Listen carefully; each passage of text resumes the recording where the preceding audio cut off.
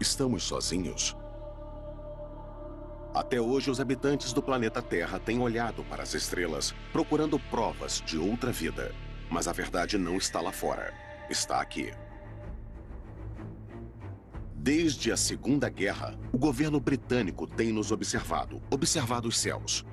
Guardados nos cofres do Ministério da Defesa estão milhares de relatórios de avistamentos de OVNIs, alguns inexplicáveis. Mas agora, depois de décadas de segredos, os arquivos serão revelados e pela primeira vez a verdade sobre OVNIs britânicos será revelada. Uma quase colisão no ar. Não posso especular sobre o que era. Não posso mesmo. Não sei até hoje o que era. O contato imediato de um bombardeiro da Segunda Guerra. Não falo muito sobre isso com as pessoas, só com amigos próximos. Um objeto não identificado, captado pelo radar. E nova evidência sobre um dos casos mais famosos, o Welsh Roswell.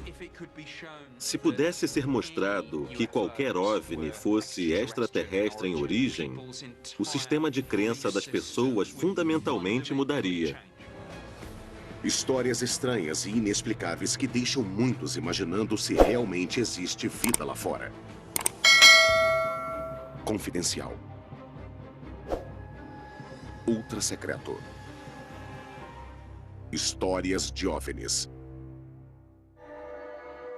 Quais são as 3 palavras populares em pesquisas na internet? Talvez as 2 primeiras não sejam surpresa. Pornografia, sexo e OVNI. Os OVNIs têm um papel incrível na imaginação popular, mas poucos mitos envolveram investigações do governo, vigilância e mentiras como os OVNIs envolveram. Uma pessoa que sabe o quanto os avistamentos de OVNIs foram levados a sério pelas autoridades britânicas é o ex-funcionário do Ministério da Defesa, Nick Pope.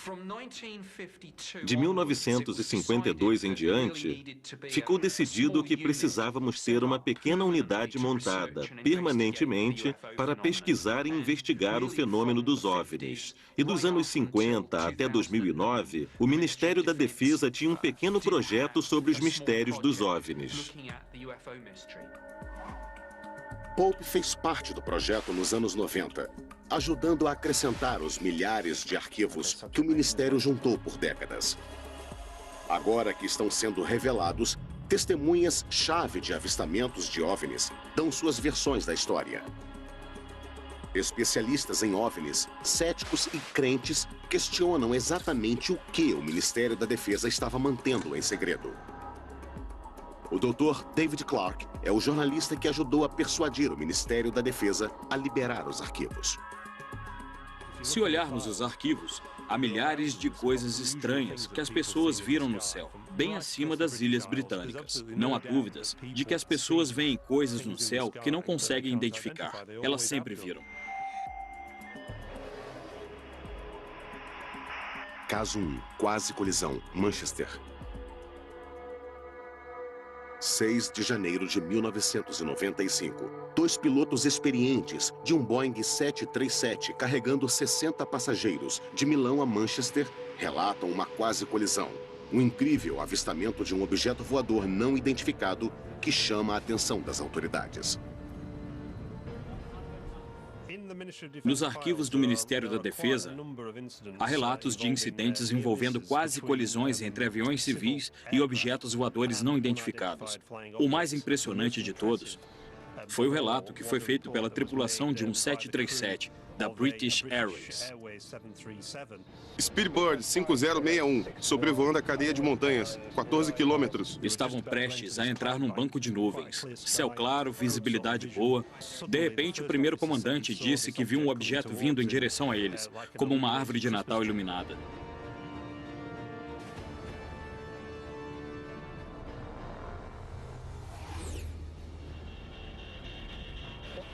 O que foi aquilo? Foi tão baixo na abordagem e tão perto que ele automaticamente abaixou, pensando que haveria uma colisão. A coisa passou e ele imediatamente virou para o capitão e perguntou: "Você viu isso?" E o capitão disse: "Sim, eu vi também." Os pilotos então fizeram contato com a torre de controle em Manchester. Há muita preocupação entre as tripulações sobre o estrago que poderia ser feito às suas reputações se elas fossem conhecidas como as tripulações que vêm discos voadores. Então, foi interessante que, nesse caso, apesar disso, os dois tripulantes decidiram que, quando aterrissassem, iriam preencher um relatório oficial para que fosse iniciada uma investigação detalhada pela Autoridade da Aviação Civil, o que foi exatamente o que aconteceu. Pela primeira vez, os arquivos do Ministério da Defesa mostram como esse extraordinário incidente iniciou uma investigação completa, conduzida pelo investigador de quase colisões aéreas, Anthony Booth. Bom, foi estranho, para começar, porque foi a única vez que me lembro em 7 anos trabalhando naquele departamento em particular que eu lidei com algo assim. Nós falamos com os pilotos, com os 2 pilotos, verificamos os registros dos radares, transcrições das gravações das vozes dos pilotos, gravações do que o controle de tráfego aéreo de Manchester disse. Nós verificamos tudo o que pudesse esclarecer o que era o objeto. Os pilotos se recusam a falar publicamente sobre a quase colisão, mas os arquivos do Ministério da Defesa relembram o que eles disseram para Anthony Booth na época.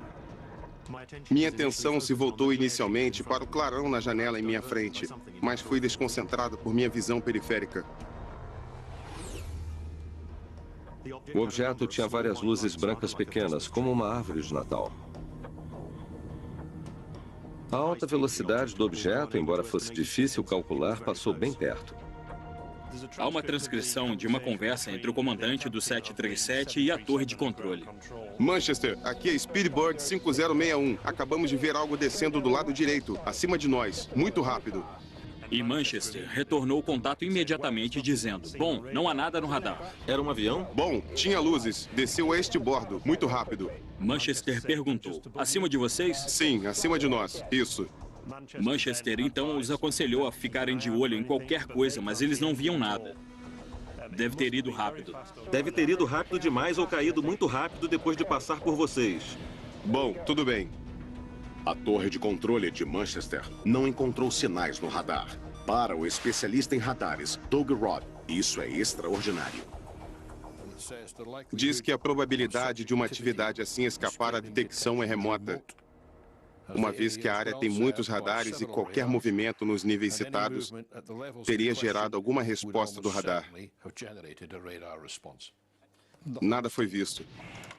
Então, o que passou pela detecção do radar? Os arquivos do Ministério da Defesa mostram que os investigadores e os pilotos consideraram todas as possibilidades. Acha que foi uma asa delta? À noite, seria suicídio. Uma asa delta não seria detectada pelo radar. Um cometa? Não, acho que não. Um meteoro poderia ser detectado se o radar estivesse olhando exatamente na direção certa, enquanto os escombros passavam a tal velocidade. Militar? Não, talvez, mas não reconheci. Estamos perto de um grande aeroporto. Teria aparecido nos radares. Avião espião? Acho que não, não pareciam stealth. Aviões stealth não seriam detectados por radares normais. Aviões espiões seriam mantidos em segredo e não voariam onde pessoas os pudessem ver e certamente não perto de aviões comerciais. OVNI? Não seja bobo. Eu não sei. Esses pilotos não estavam mentindo. Eles tiveram uma experiência em comum, que para eles é frustrante.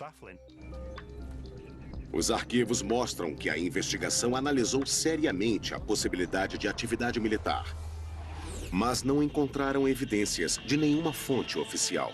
Parece improvável que um voo assim seria realizado tão próximo a um aeroporto internacional tão movimentado. Então, o que era? Vamos revelar a conclusão guardada com o Ministério da Defesa desde 1995, alcançada pela investigação de Anthony Booth. Na maioria dos incidentes que investigamos, conseguimos chegar a uma decisão definitiva, mas neste caso não conseguimos. Tivemos que propor uma avaliação de causa e risco e nenhuma delas foi avaliada. Grau de risco inavaliável, causa inavaliável. Esse tipo de consideração é muito incomum de se encontrar num relatório oficial de quase colisão aérea, e é basicamente dizer que não temos ideia do que foi visto. Imagino o que vão dizer na British Acho que vão nos encher com isso. No final da discussão dos grupos de trabalho, eles disseram: não há dúvidas de que esses pilotos viram um objeto e que foi de importância significativa para resultar em um relatório de colisão. Infelizmente, a natureza e a identidade desse objeto permanecem desconhecidas. Especular sobre a atividade extraterrestre, por mais fascinante que seja, não é trabalho desse grupo e deve ser deixado para aqueles que têm um interesse nesse campo. Para alguns ufólogos como Nick Pope, a ausência de uma conclusão real deixa perguntas sérias e sem respostas. Para mim, foi extraordinário. OVNI não quer dizer aeronave alienígena, mas claramente na mente de algumas pessoas, se foi o comandante ou o capitão, ou se foram os investigadores da Autoridade da Aviação Civil ou o Ministério da Defesa, claramente alguém pensou que talvez isso fosse extraterrestre. Não posso especular sobre o que era. Não posso mesmo. Não sei até hoje o que era. Tudo que sei é que não podemos achar que sabemos tudo. Até hoje, pode haver coisas que não sabemos. A investigação da quase colisão de Manchester mostra como avistamentos inexplicáveis eram levados a sério pelo Ministério da Defesa. Mas o projeto OVNI recebe relatos de pilotos há décadas. Os arquivos revelam avistamentos durante a Segunda Guerra Mundial e, em alguns casos, eram considerados tão graves que eram enviados diretamente à cúpula do governo. Os arquivos de OVNIs recentemente liberados confirmam o que muitos especialistas suspeitavam. O governo britânico estava investigando avistamentos inexplicáveis desde a Segunda Guerra Mundial. Não falo muito sobre isso com as pessoas. Só com amigos próximos que podem ter tido experiências durante a guerra.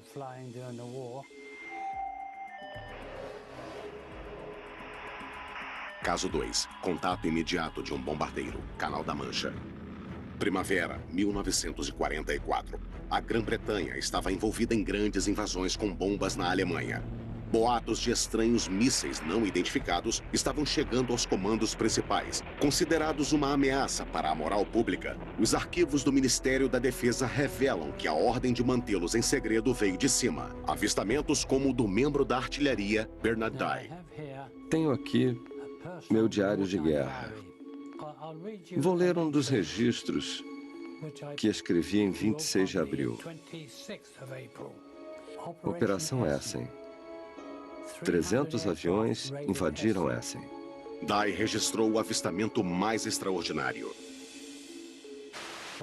Por objetos não identificados que descrevo como bolas vermelhas de fogo. Essa é a primeira vez que Bernard Dye fala na televisão sobre o que aconteceu naquela noite. Saímos da área-alvo e estávamos voltando em direção a Mildenhall, nossa base. Estávamos passando pela França. Tudo parecia em paz. De repente, vi 3 bolas de fogo vindo de baixo e disse isso ao nosso piloto, Arthur Horton, pelo rádio. Alguns segundos depois, o atirador de retaguarda, Brian Harper, viu mais 2 bolas vermelhas de fogo.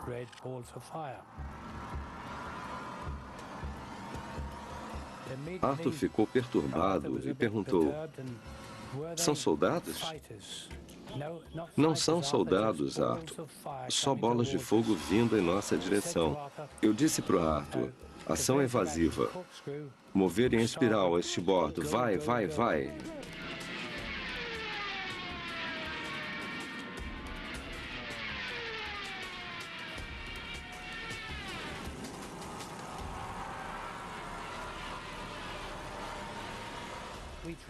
Voamos a mais de 400 km por hora.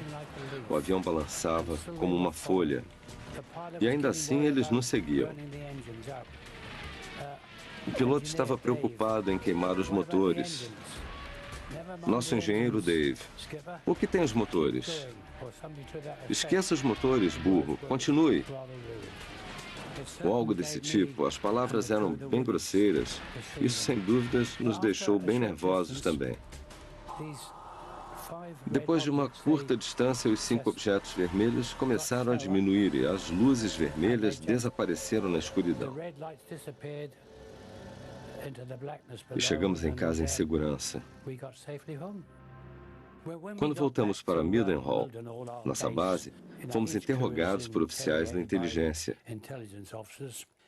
E eles riram de nós, e isso chateou o piloto. E ele disse que eles não estariam rindo se estivessem conosco naquela aeronave. O que o atirador Bernadai pensou que eram? Não sabia o que pensar, mas eu pensei que era uma nova arma que os alemães haviam inventado. Mas Bernadai não estava sozinho. 2 outras tripulações também haviam relatado avistamentos inexplicáveis. E agora sabemos que pelo menos um desses relatos foi suprimido e a ordem para isso veio de cima. O primeiro-ministro, Winston Churchill, estava tão preocupado na possibilidade dos relatos vazarem que ordenou um blackout de 50 anos. O Sr. Churchill declarou que o incidente dos OVNIs deve ser arquivado imediatamente por pelo menos 50 anos e seu status deve ser revisto por um futuro primeiro-ministro. A ordem de Churchill referia-se especificamente a um avistamento mais tarde na Segunda Guerra Mundial, feito por uma tripulação britânica retornando de uma missão de reconhecimento na Alemanha. Os arquivos diziam: Meu avô estava presente durante um debate sobre um incidente inesperado vivenciado por uma tripulação da Força Aérea Real. Os arquivos do Ministério da Defesa mostram que a história vinha do neto do guarda-costas de Churchill, que esteve presente em uma reunião urgente entre o primeiro-ministro e o comandante das Forças Aliadas dos Estados Unidos, General Eisenhower, que discutiam o ocorrido. Ele estava tentando ver se o ministro confirmava a história de que esse cara, que era o guarda-costas, estava presente numa discussão entre Winston Churchill e Eisenhower sobre um incidente misterioso no qual a tripulação de um avião de reconhecimento da Força Aérea Real teria visto um objeto metálico que apareceu do lado do avião e seguiu o avião e se comportou de uma forma completamente inexplicável, se comparado a um avião alemão, ou qualquer tipo de avião nazista, ou qualquer avião que eles conhecessem. Um especialista em comando de aeronaves também estava na reunião. Ele descartou qualquer possibilidade de ser um míssil, uma vez que este não poderia igualar sua velocidade a de uma aeronave mais lenta e depois acelerar. Churchill estava determinado de que isso não iria mais longe. Outra pessoa na reunião levantou a possibilidade de um objeto voador não identificado e, nesse momento, o Sr. Churchill declarou que o incidente deveria ser imediatamente arquivado. Mas o arquivo continua. Uma linha extraordinária explica o quão temeroso Churchill estava quanto à reação pública a um avistamento de OVNI que fosse revelado. Esse evento deve ser imediatamente arquivado, uma vez que criaria pânico em massa entre a população geral e abalaria a crença de todos na igreja.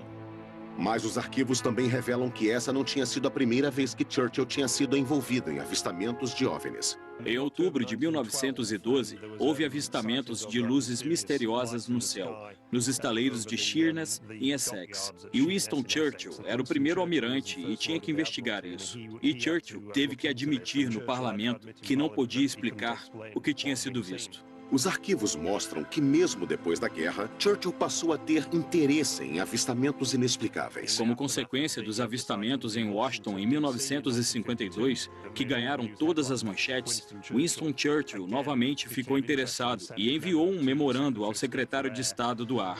O que são todas essas coisas sobre discos voadores? O que querem dizer? Qual é a verdade? Me envie um relatório quando puder. 28 de julho de 1952. Até agora, o atirador Bernadai não sabia que havia outros avistamentos durante a Segunda Guerra Mundial, que Churchill queria manter em segredo numa época tão crítica da guerra. Mostramos a ele os arquivos revelados sobre Churchill. Depois de ler esse relato, parece mesmo idêntico ao que nós testemunhamos e vimos naquela noite. Nunca ouvi isso antes, mas não me surpreende que ele soubesse, porque aconteceram coisas durante os anos de guerra e apareceram outros objetos, obviamente. É interessante que durante os anos 1940, houve um número muito grande de avistamentos relatados por tripulações. E há vários arquivos da Força Aérea Real nos arquivos nacionais que detalham alguns desses relatos, descritos como fenômenos foguete, mas nunca conseguiram explicá-los. E no final da guerra, quando interrogaram alguns pilotos da Luftwaffe, eles disseram que tinham visto coisas bem parecidas e pensaram que eram armas secretas aliadas.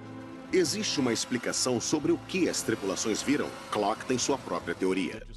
Eles acharam que era uma combinação de percepção equivocada por parte das tripulações. Eles esperavam ações dos inimigos, porque estavam na adrenalina disso. OVNIs ou não, os arquivos mostram que os líderes da Segunda Guerra Mundial estavam desesperados para manter esses avistamentos longe do público. O próximo arquivo revela como, mesmo décadas depois, o governo ainda entrava em pânico sobre OVNI. Caso 3. Sigilo da foto. Pitlochry, Escócia. Muitos especialistas em OVNIs acreditam que os arquivos de Pitlochry ilustram uma das mais significantes conspirações de OVNIs da atualidade. Envolve fotografias de um objeto não identificado flagrado voando sobre um remoto vale escocês. As fotos foram enviadas ao Ministério da Defesa, mas misteriosamente desapareceram. O jornalista Mark Pilkington passou anos tentando encontrar as imagens do OVNI. As fotografias de Pitlochry no Ministério da Defesa datam de 4 de agosto de 1990, quando duas testemunhas no A9, perto de Calvine, perto de Pitlochry, supostamente viram um grande objeto em forma de diamante no ar por uns 10 minutos e tiraram 6 fotos dele. E o objeto que eles dizem ter visto estava acompanhado de 2 aeronaves que, posteriormente, o Ministério da Defesa identificou como Harriers. O fotógrafo nunca foi identificado. Ele mandou as 6 fotografias para o jornal Scottish Daily Record. O jornal nunca publicou a história. Ao invés disso, enviaram-nas para a investigação do Ministério da Defesa. O Ministério de Defesa pegou suas cópias das fotos, que desapareceram desde então. De acordo com os arquivos, eles mandaram os negativos originais de volta ao Scottish Daily Record. E eles inexplicavelmente nunca publicaram uma história sobre isso. E nunca publicaram as fotos. E presume-se que devolveram as fotos para os 2 homens, cujos nomes foram removidos dos arquivos. Então não podemos perguntar a eles. É mistério em cima de mistério. Tudo que há no arquivo é uma fotocópia das supostas fotos. Ufólogos, mais tarde, fizeram um esboço do que seriam as fotos. Mas Nick Pope teve contato com as fotos e arquivos originais quando trabalhou no Ministério da Defesa. Tanto a inteligência da defesa como o Centro de Inteligência da Junta de Reconhecimento Aéreo analisaram isso muito cuidadosamente. E o consenso foi claro nisso. Era um objeto real. Tinha talvez de 25 a 30 metros de diâmetro. Eu sentei com os outros executivos do Grupo de Inteligência da Defesa em uma reunião sobre OVNIs e discutimos muito essa foto. Era algo de interesse da defesa, porque claramente eles podiam fazer algo que nós não podíamos. E nós queríamos aquela tecnologia.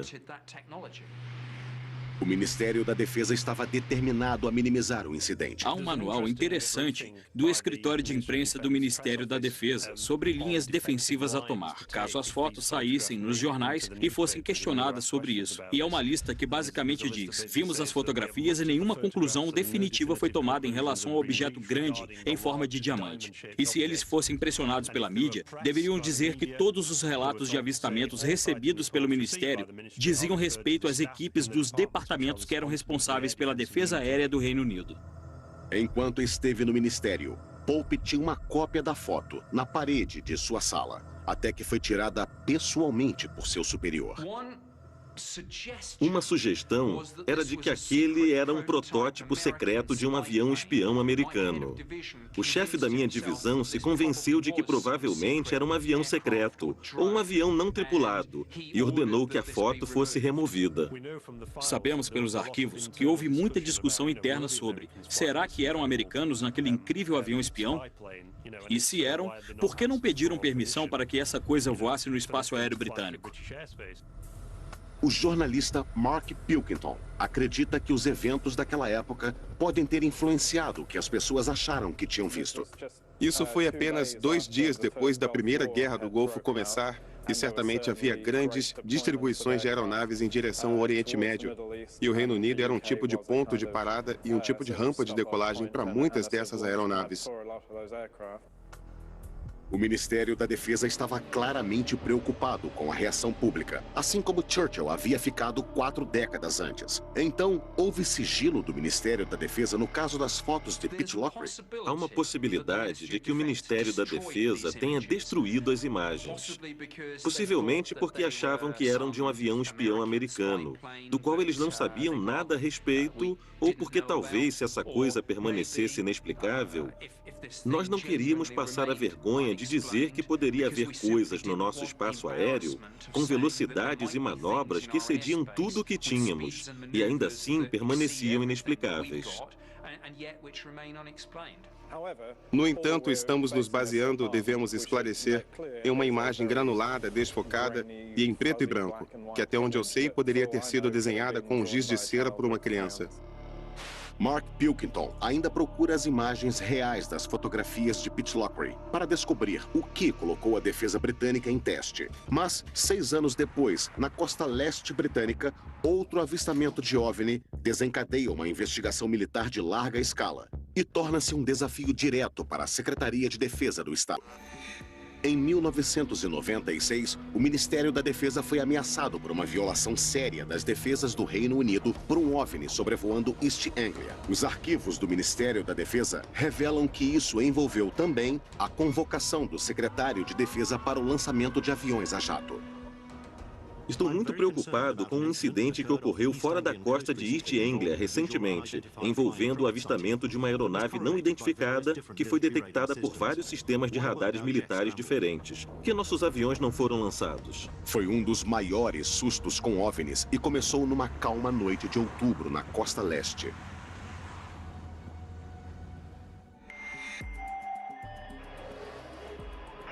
Caso 4, chamada para lançamento, Skegness.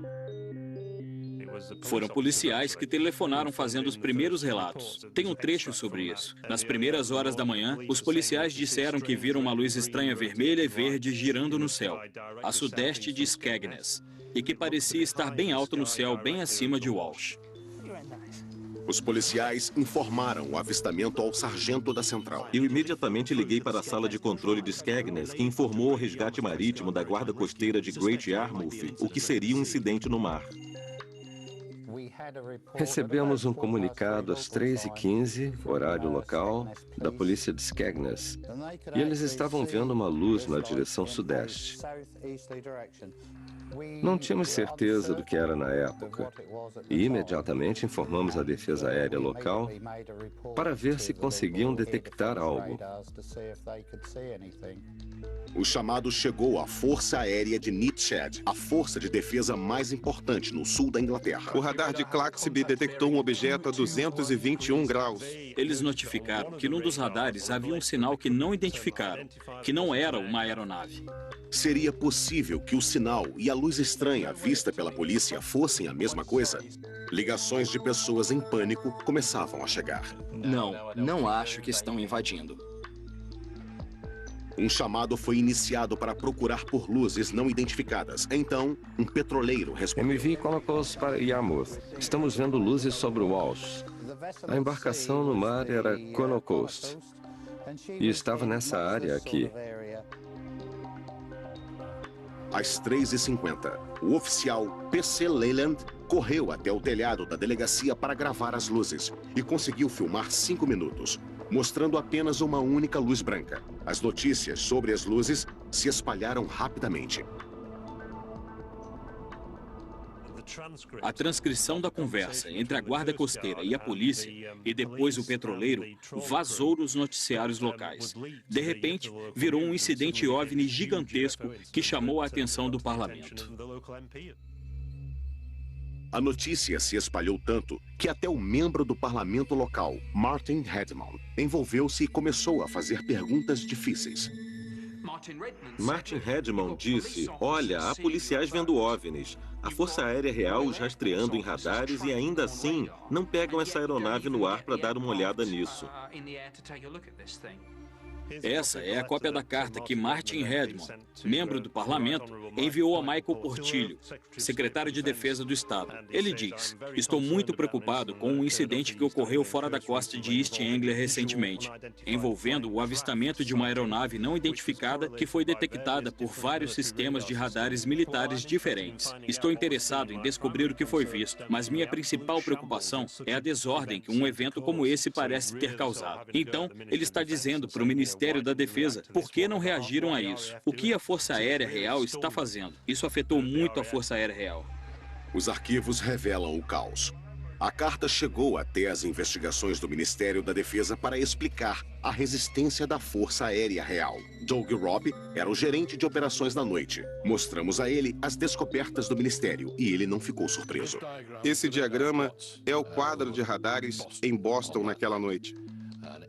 E, resumindo, mostra que Claxby detectou o objeto, mas ele não se moveu e estava em terra. E depois da investigação, foi decidido que era uma torre de uma igreja, The Boston Stump, como é conhecida. Os arquivos estavam certos de que essa era a culpada. A igreja é conhecida em círculos de aviação como The Boston Stump e às vezes aparece em alguns radares em certas condições de propagação. Eles disseram que era um fenômeno completamente separado das luzes que tinham sido vistas pela polícia de Boston e Skegness e pelo petroleiro. O relatório concluiu: não havia motivos para ordenar o lançamento de aviões para a humilhação do parlamentar Martin Redmond. As forças são mobilizadas por uma aeronave em alta velocidade a 320 quilômetros de distância, mas não se mobilizam por um objeto fixado na Terra. Quer dizer, qual é a ameaça? Se o que o radar detectou foi mesmo a igreja, o que eram as luzes misteriosas vistas pelos policiais e pelo petroleiro? O Ministério da Defesa examinou o vídeo do policial. Sugere uma fonte celestial distante. O Ministério da Defesa enviou o vídeo para o Observatório Real de Greenwich para análise. O relatório dele se manteve segredo desde 1996 nos arquivos do Ministério da Defesa. O especialista em OVNIs e astrônomo Ian Ridpat viu as conclusões e o vídeo do policial. Se olhar o vídeo da polícia, consegue ver um ponto brilhante de luz que parecia não fazer nada. Então, para mim, isso mostra que até a testemunha mais impecável pode cometer um erro básico, que é identificar mal um objeto celestial. O mais comum deles é o planeta Vênus, que é, na verdade, chamado de Rainha dos OVNIs. E isso porque é o objeto mais brilhante à noite depois do Sol e da Lua, e que poderia ser o que o policial viu. Ele também acredita que há uma explicação para as cores das luzes. Quando a câmera faz o zoom, ela geralmente perde completamente o foco, e você consegue ver alguns formatos estranhos das luzes, que são, na verdade, o diafragma da câmera. Mas isso não explica o que o petroleiro viu. A investigação do Ministério da Defesa descobriu que eles viram uma luz que vinha de uma direção diferente de Vênus e ficaram perplexos. Essas luzes permanecem inexplicáveis. Mas o especialista Ian Ridpat acredita que há uma explicação. O objeto que o petroleiro viu ao norte era também uma estrela do norte chamada Vega, que também pisca e cintila várias cores diferentes. O especialista em OVNIs e cético David Clark acredita que há uma razão para que isso tenha se tornado um incidente dessas proporções, confidencial. Isso aconteceu em 1996, quando o seriado Arquivo X estava em seu auge de popularidade na TV. Foi a época mais movimentada, em 1996 e 97, em termos de número de relatos que eles receberam desde 78. Então esse caso está encerrado em East Anglia? Ou mais mistério surgirá, assim como num dos casos britânicos mais famosos, que se recusa a ser esquecido, o Welsh Roswell.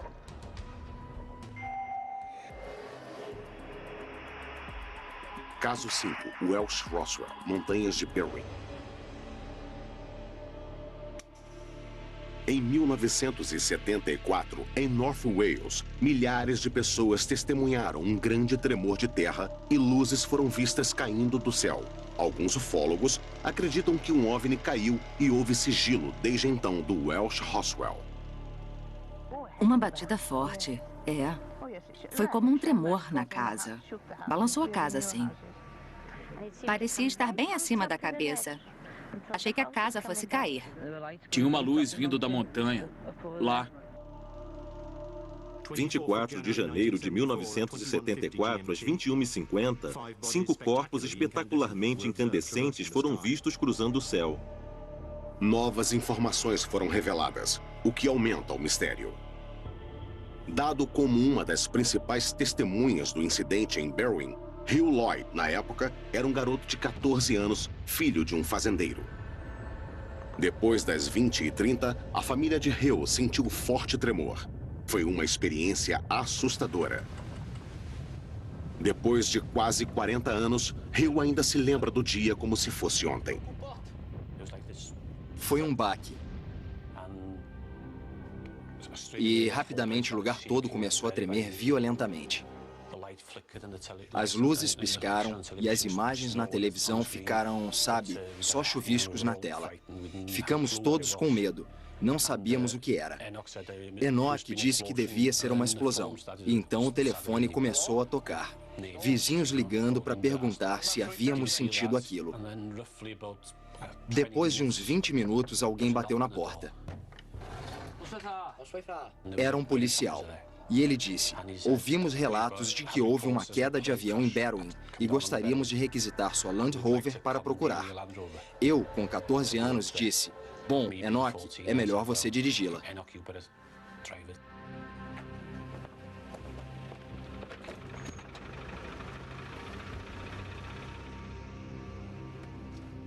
Subimos mais ou menos uns 80 quilômetros.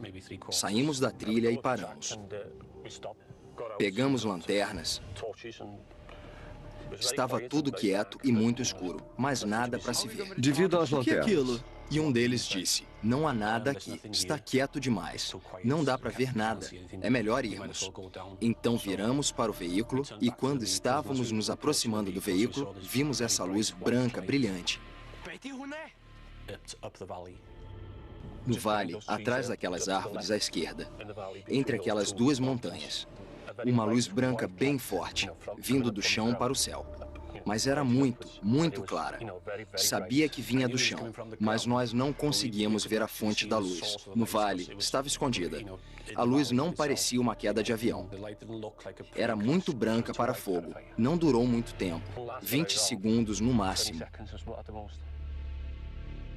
Eles procuraram na montanha, mas não havia sinal de uma queda. Então, o que era a luz? O ufólogo Andy Roberts pesquisou o caso de Berwyn por anos. Mesmo sendo cético, ele admite que há um mistério central no incidente, envolvendo outra testemunha-chave. Numa vila perto de Anderville, havia uma enfermeira chamada Patty Evans.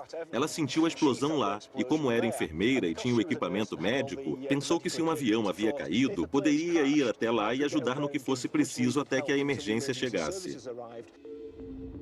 Patty Evans estava com suas 2 filhas adolescentes a 6 quilômetros de Hugh Lloyd quando o tremor aconteceu. O que é isso? O que está acontecendo?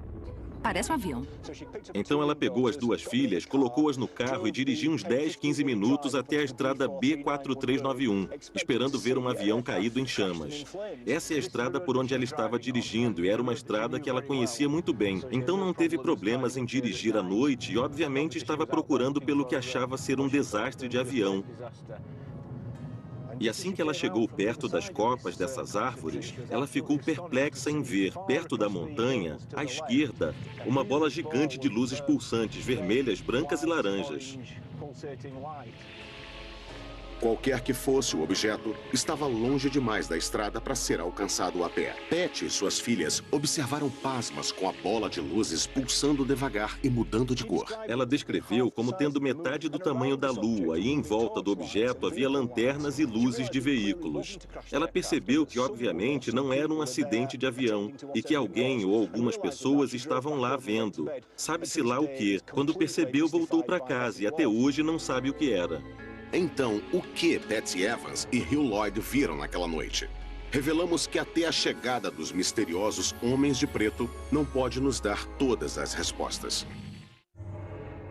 Os avistamentos não identificados de Patsy Evans e Hugh Lloyd em Berwyn, Wales, em 1974, caíram no folclore de OVNIs. Os arquivos recentemente liberados pelo Ministério da Defesa acrescentaram mais mistério. Cientistas da perícia geológica britânica foram enviados rapidamente para Berwyn para investigar um tremor de terra de 3,5 na escala Richter. Imediatamente após o terremoto, recebemos relatos de alguns deles bem complexos, sobre luzes no céu, luzes na montanha. Então eu trouxe uma pequena equipe para perguntar aos moradores o que eles tinham visto, escutado, o que sentiram. A equipe da perícia geológica britânica ficou conhecida como os Homens de Preto, porque vestiam roupas escuras, pareciam oficiais e iam de porta em porta. Algumas pessoas pareciam achar que o evento todo era bem suspeito e que nós, simples cientistas da perícia geológica, tínhamos algo a ver com os eventos suspeitos daqui. Escola. Arquivos que contêm as anotações de Chris têm as entrevistas com a enfermeira Patsy Evans que viu a luz não identificada. Tenho as anotações que fiz quando falei com Pat Evans. Ela sentiu o tremor, mas também estava preocupada com as luzes que viu no céu. Ela pensou que havia uma luz grande vermelha, brilhando como fogo. Essa é a cópia de um dos mapas que nossa equipe usou quando estávamos na área, falando com as pessoas. Então pudemos colocar no mapa exatamente onde conseguimos as entrevistas e sabíamos exatamente o que as pessoas viram, escutaram e sentiram. Esse mapa da perícia geológica britânica guardado no cofre é uma revelação. Ele mostra que as luzes anômalas vistas por Patsy Evans e Hugh Lloyd apareceram na mesma área pequena da montanha ao mesmo tempo. O ufólogo Andy Roberts voltou ao mesmo lugar nas montanhas onde Patsy e suas filhas viram o OVNI e onde Patsy Evans contou sua história a Andy Roberts em 1998. Quando eu trouxe Patsy Evans a essa estrada em 1998 e ela me contou sua história, e eu a fotografei apontando para a área onde tudo aconteceu em 1974. E a julgar pela foto, ela apontava para lá, que é onde sabemos que a polícia e os fazendeiros faziam uma busca naquela noite. Pat Evans estava na Langenok com a estrada Welshpool, que é além daquela floresta ali. Então, se ela estava lá, ela provavelmente viu as mesmas luzes que nós vimos. É a mesma linha. Tenho certeza de que eram as mesmas luzes que ela viu.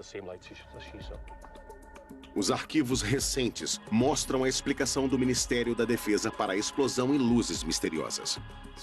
Buscas subsequentes nas montanhas em questão não revelam sinais de impacto. No entanto, o Serviço Meteorológico considera que esses avistamentos podem ter sido ocasionados por um bólide, um tipo de meteoro que entra na atmosfera da Terra e queima antes de chegar ao chão. Uma investigação particular feita pela Sociedade Astronômica Britânica concluiu, entretanto, que o meteoro de fato desintegrou em Manchester e sua aparição foi precedida às 20h30 por um tremor nas montanhas de Berwyn e que não há conexão. Então, estão dizendo novamente que são duas coisas que aconteceram coincidentemente na mesma noite. Um meteoro queimando na atmosfera e também um tremor de terra. Então, essa coincidência incrível, dois fenômenos naturais separados, uma chuva de meteoros e um terremoto acontecendo simultaneamente, é uma resposta completa para o mistério? Muitos crentes em OVNIs acreditam que não, que os arquivos falharam ao responder à grande questão. Qual era a fonte da luz que Patsy e Hugh viram no chão? Então, o que Pat viu é um mistério absoluto. Não acho que seja um OVNI, mas é sem dúvida algo não identificado. Parecia estar no chão e pode ter sido um objeto terrestre não identificado. Mas é um mistério. Então, acima de tudo, entre alienígenas e quedas extraterrestres, verdades e o fato de um terremoto e um meteoro bólide, o que temos é um avistamento misterioso de um grande objeto iluminado no chão por pelo menos 10 minutos. Então, esse é um caso encerrado para Berwyn. Há ainda muitas perguntas não respondidas. O incidente na montanha de Berwyn, na cabeça de muitas pessoas, não é um caso encerrado. Algumas pessoas acreditam que a liberação desses arquivos não muda nada e que o Ministério da Defesa ainda está encobrindo as verdades secretas sobre os OVNIs. O Ministério da Defesa concordou em liberar todos os arquivos sobre OVNIs com o tempo. Mas todos os segredos serão revelados? Parece que o público não está pronto ainda para deixar de acreditar. Para algumas pessoas, os OVNIs estão conosco há um bom tempo. Bom, até os verdadeiros aparecerem. Algumas pessoas sugerem que essas informações sobre OVNIs, liberadas aos poucos para o público, estão preparando as pessoas para o dia em que será anunciado que, na verdade, essas coisas são reais.